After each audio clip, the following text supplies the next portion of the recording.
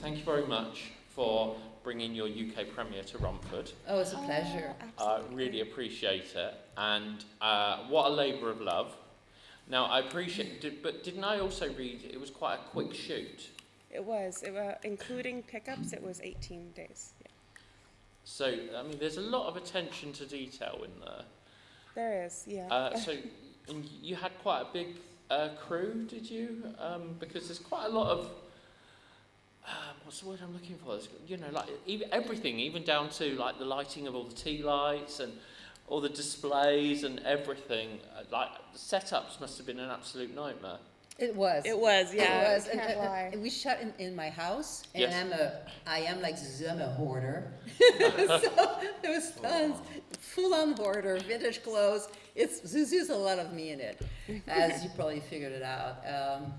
And it was a challenge for the crew to move the boxes, stuff around. It was constant chaos. Constant chaos. We didn't have really a location where we could keep everything consistently, and so everything was it was like some sort of puzzle where we were constantly moving, the production and camera and everything was constantly being navigated. Furniture. Our crew is about 21 people. Okay. On the set in my house at the time, and it's mostly a female crew, and we had a few guys on board because we love our men too, and they were muscle power. I mean, when we needed to move furniture, they came very handy.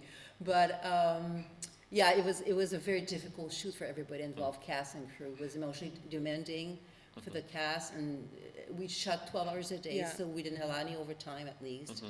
And they really rose to the challenge. Yeah, I have to say that I was constantly astounded where, I mean, you can kind of get turned around very easily, I find, when you're on a set. And I was constantly just, I'd walk into one room and then walk back to the other, and it was completely transformed. Somehow they had managed it, and it was something that I really didn't think would be possible. I didn't think we were going to make that time, and somehow they always pulled through. It was really quite an experience. We had one of our art director was up till 4 a.m. putting wallpaper in the bathroom for the 70s scene where you see the ghost with the Nixon radio announcing the end of the Vietnam War. Jessica hanging wallpaper at 4 a.m. because this is what we had to do. When you have like a very small budget, you got to do what you got to do. Yeah. But often we were changing periods within like 20 minutes within a single room, So I don't know how they did it. They were magical. So let's go right the way back. Tell us about the creation of the story behind the Uncanny. That's definitely. I had been taking acting. I was an actress when I was young, in my 20s, and I got out of it out of necessity after 10 years because I was in an abusive marriage, and I left with my daughter, and I had a degree in psych and sociology, so I started working in mental health as a crisis intervention counselor with abused children and teens at first for like 15 years with LGBTQ teens in the 90s. And I also work with young kids and also youth out of juvenile hall.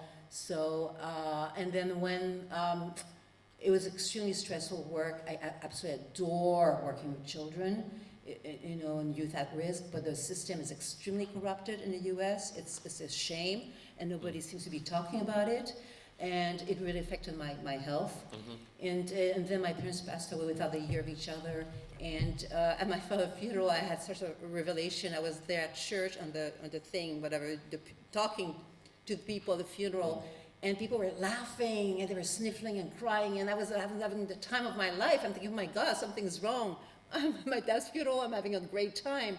And when I came out, after people said, you should be an actress. I'm thinking, oh yeah, well I used to be, and it's a sign.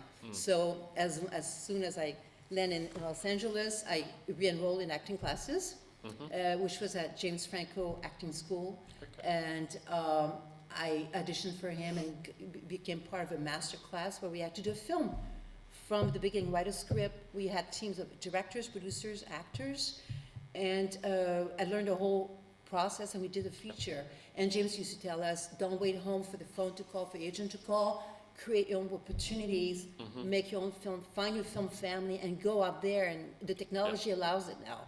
So I thought, yeah, that's a great idea. So I came out with the idea of the Uncanny because that little box you see in that I found, it's a true antique from the Victorian era, which is called a grave doll, and with human hair in it. And I figured it out by looking online. I was just blown away. And the wheels are turning. At first I thought, I'll make a short. And then I pitched the idea to my boyfriend, who's the editor, is also playing my boyfriend in the film, Ted. So no more about casting couch there. And he looked at me and said, this is not a short, that's a feature. Do a feature. I said, are you crazy? I never wrote a short in my life. I'm an actress. Clara's an actress. We're not filmmakers. He said, do it. And we wrote it, Clara and I. We started writing in 2016, and it was a great bonding mother-daughter process. You want to talk about it? Yeah, it was definitely, I think, the smoothest our relationship had ever been. So let's come down to Ben, because he's practically mute at the moment. Yeah. Come on, Ben. When did you get involved in the project?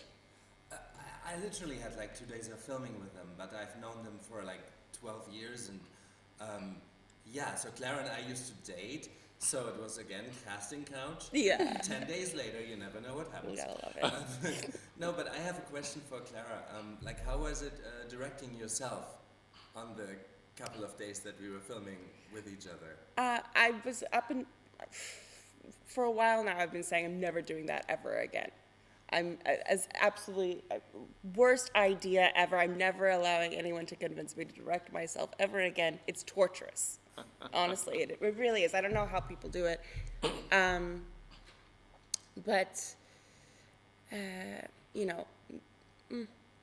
Maybe it was kind of a learning curve, so I don't know. But at the moment, at the time, Well, I thought it was a necessity because of a resemblance as mother-daughter, and the fact that of all the women that may encounter throughout the decades, she bonds with me the most. Obviously, because my character was a therapist, but also the resemblance with her mom.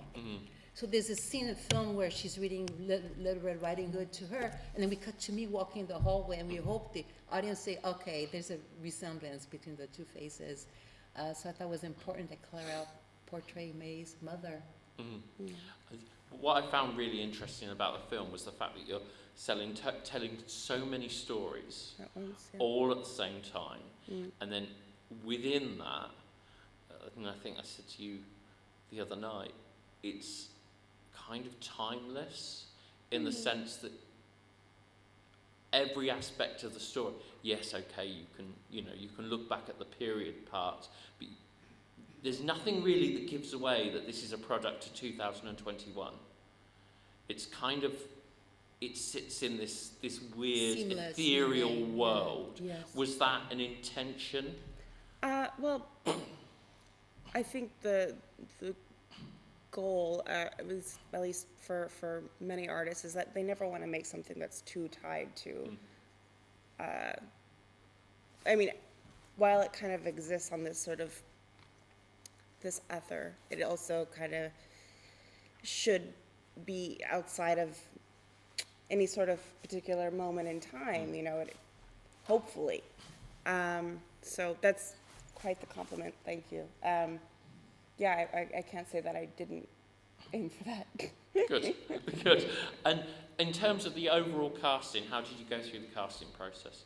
Well, most of the cast was really like a compilation of people we knew. We wrote the parts for them. We were lazy. That was the easy yeah. way to write a script.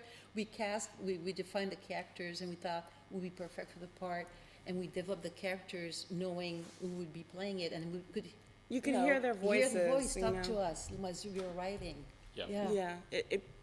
It's a very effective way to write dialogue, actually. And also, quite a few people in our film never acted before. We wanted to mix professionals with people who never acted before.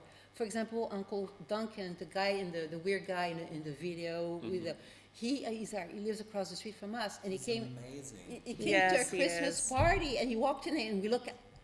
that's him. He is Yeah. Uncle Duncan. Duncan, yeah. And we found out he worked in props, and all his life he wanted to be an actor. But his wife wouldn't allow him to be an actor because most actors are starving, artists. And he was beside himself, and we asked him to audition for us. He nailed it, and that was it. He reminded me so much of the guy from My Life on a Farm yesterday, the documentary. He's feature. very It's amazing. eccentric in person, also very odd in a very charming, quirky way. Yes. But it is lovely when you do have people in mind when you're Oh, casting, isn't it it? It's is. so oh my God, easy it's a to blessing. write. It's a relief, actually. The little girl May, and we were actually working with her for about 2 years before we shot. She's one of my best friend's daughter, and we definitely. Most of the dialogue was already written for her. We always saw it as being very sparse, but she was naturally so shy and reserved that we went But to even use more a in few that direction. tricks Yeah. with her, for example, it's so funny because her dad, and I'm not making that up, used to be, how do you call that in English? What he used to be? Mortician. Her dad was a mortician Yeah. when she got cast in the part.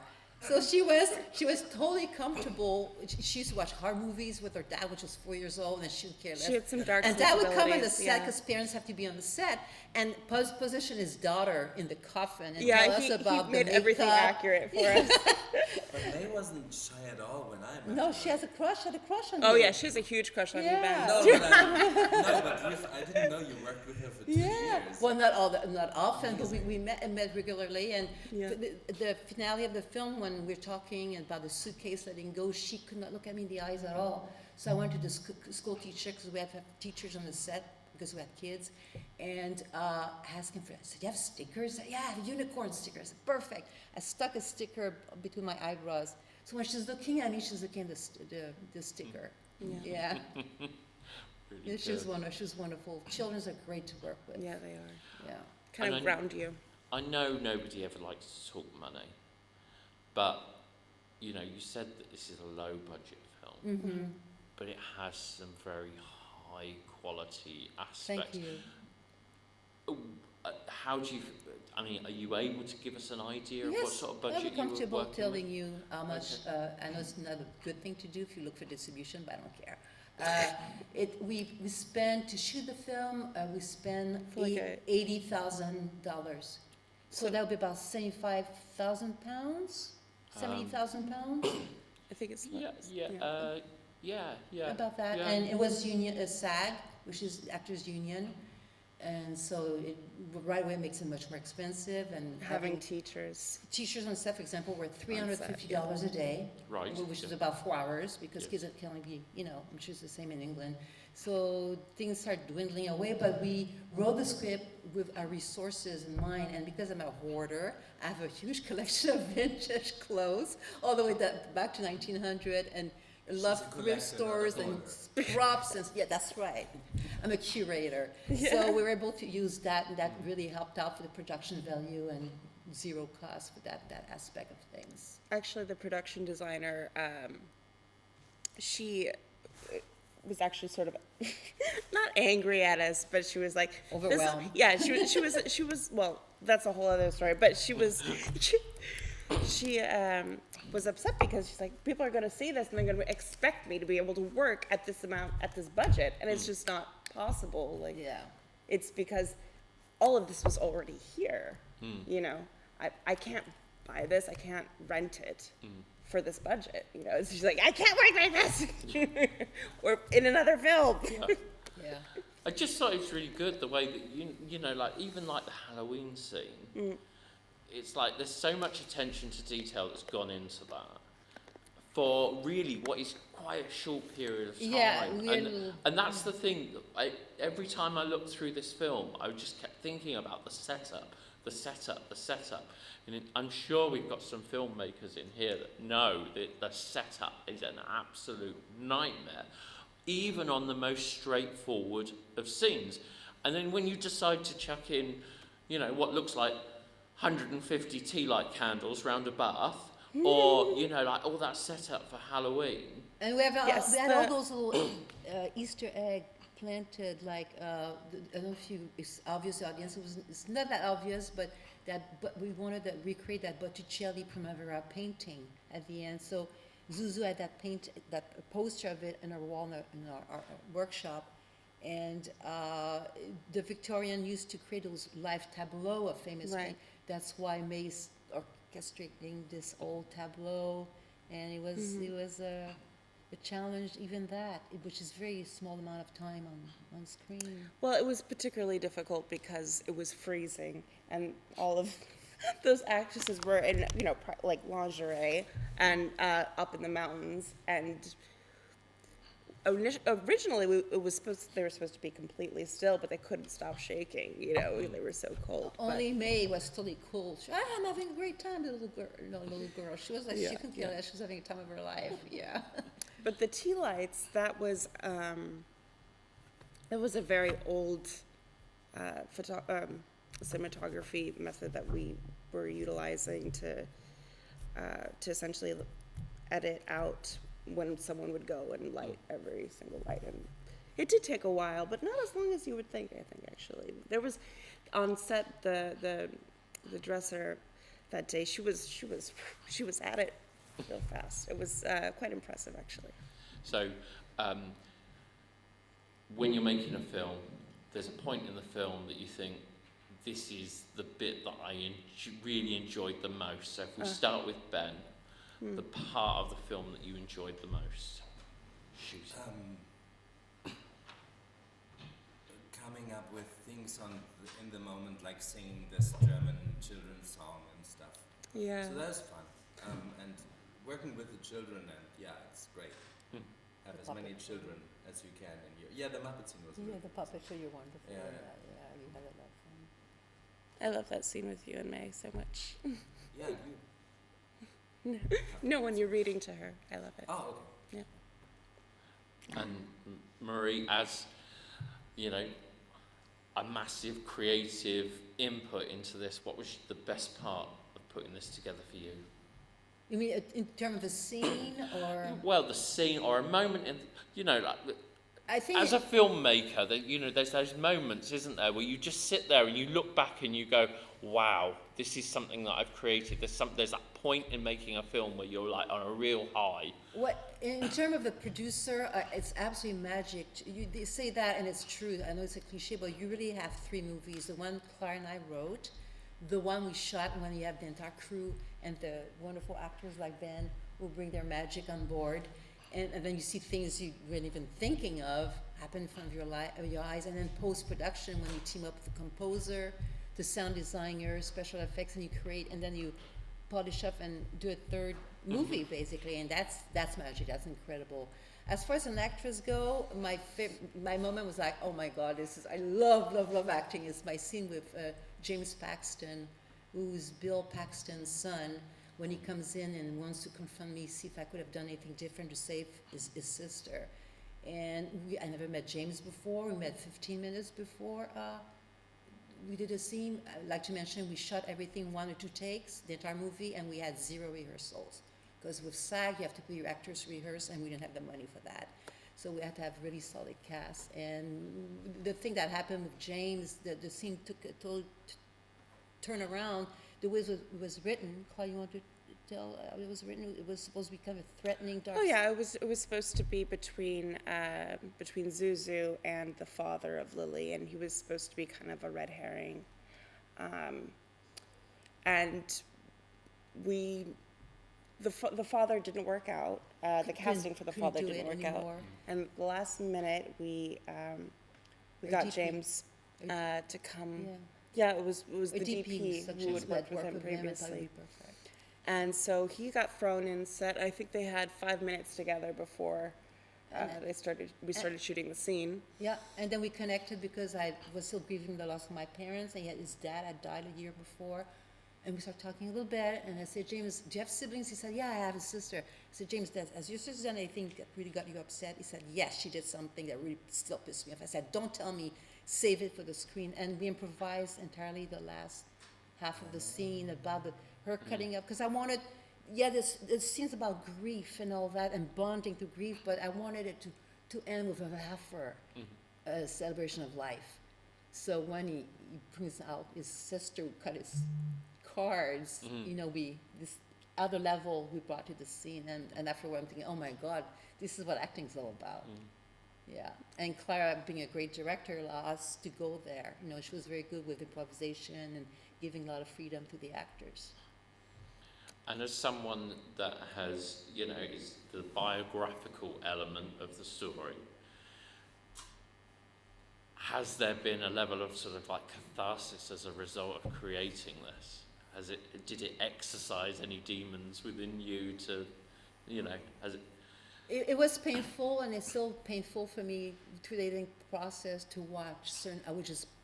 I've seen, for example, the scene of a transgender actress committing suicide. It just triggered tears and tears, because I worked with transgender youth in the 90s, and what they went through. I never had any of them commit suicide, but I had one of them that was murdered for being a transgender. She was 17-year-old, and I lost a lot of LGBTQ kids to AIDS. And I never lost a patient from suicide, but I have 3 friends, clinician, it happened to them. And it's very difficult to deal with. They don't teach you that. In school, they don't teach. In college, they don't teach you how to cope with that. It's part of working mental health. Is there a high risk of that happening? Quite a few of them apparently, because we did a lot of research also on that, do quit afterward. They can cope with this tremendous sense of guilt, even if it's not your fault. And I wanted to explore that. And there's a lot of shame within the community. Yeah. And also, I mean, a very small percentage of kids in the system make it through as adults, maybe 8%. So I'm in touch with quite a few of them through Facebook. They found me on Facebook, and it's wonderful. I see them and all that, but I hear about the one that didn't make it through. And you feel partly guilty because you're part of a system, and the system doesn't work. And that's very difficult to deal with. I think also, especially in regards to suicide, there's a level of guilt that it doesn't matter really who you are in that person's life. There's, I mean, you know, guilt is supposed to be one of the 7 stages of grief, no matter how they die, but particularly in suicide, the guilt is really kind of plaguing. And it really doesn't matter if you were the therapist or, in my case, a student, you know. It doesn't really subside. That's why the movie is dedicated to a teacher at the end. Her teacher was an unbelievable teacher. The kids went to him for advice all the time, and he committed suicide. Yeah, He was really filled with so much joy that he would, well, what we thought was joy that he was spreading to his students. And I like to mention also Clara's idea of doing the palette in pastels in like a candy store. You want to talk about that?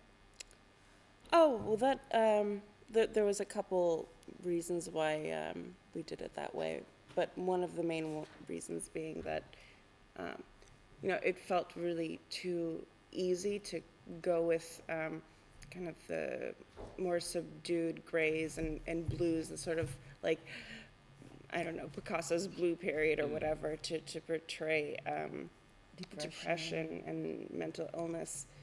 But in my experience, and from what I've seen, oftentimes the people that are really,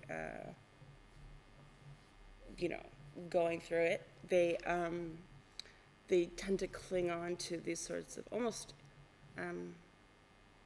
like infantile expressions of joy and happiness, and that'll often come out in the colors that they're drawn to, as well as other things. So the palette was sort of based around that. So you've just been to Paris, and then you went to Berlin. Is that right? We went to Paris, Paris International Film Festival for premiere. Yes. Berlin was, we stayed with Ben, who is from Berlin, and we had a week in between, and he It was just for a little offered break for just us. to take a little so we break didn't have in to fly Berlin, back. and now we're here. Yeah.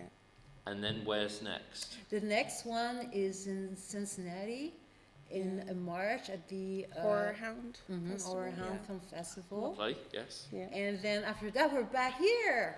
Yeah. And what are you doing back in the Hastings. UK? So you're doing Hastings, Hastings, and then Rocks. and Peebles. Scotland. Peebles. International Scotland Scottish Film Festival. Yes. Yes. And it's really exciting. And I want to add that I got my ancestry done a couple months ago, and I knew I had some Scottish in me on my mom and my dad's side. But when I thought there's a little tiny bit, I got the report, I'm just as much of a Brit as I am I'm French. So that came as a huge surprise to me. And so it's like, there I am, it's great. That's fun. Yeah, really cool. Really cool. And so and have you got any insight into what your plans are to do with the film beyond the festival circuit?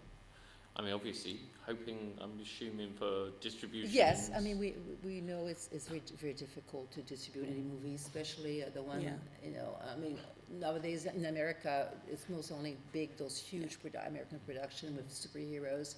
I have no expectation to see Yeah. it on a regular screening outside of a So festival. my big guess screen. would be probably, like Amazon, for example. And But- if you get lucky, maybe something else. but yeah. It's pretty So- cool. And last question of the session. What are you working on now, Ben? Or- Nothing. I'm doing an Audible book. That's the last of 9, like a dragon tamer, but it's all in German, so it would be 90 minutes of weird guttural sounds. But we just set an HBO show premiering at the Berlin Film Fest, Spy Master, that'll be out on HBO Max in May, about the Romanian dictator Ceausescu. But I'm the husband, I'm the bitch of the lead character. So it's a small part, but it was a lot of fun to do that. But nothing like this. Aw. And Marie, what's next? Well, 2 things. I've been cast in a feature, a Korean feature, and I will play a character that is very different. I'm from my life experience. I would play a CEO of a clothing design, vintagey type company who is gay and who has a intimate relationship with one of her designer. Okay. And I'm also with Clara working on our next script, which has to do with, again, mental health in the group home during the 90s, during the AIDS epidemic. And that's what we're tackling right now. And Clara? Well, along with the project that she mentioned, I have a short story that I've been developing into a feature. So it's kind of more on the biographical side for me, growing up during the Y2K era. You know. Excellent. Well, it's very late, so Yeah. we'll let everyone go home and get some sleep, including yourself. I know you've had a very long day. Thank you ever so much. Thank you And so much. we wish Thank you you, all yeah. the very best with the rest of your festival run. Thank you. you. Thank you so much.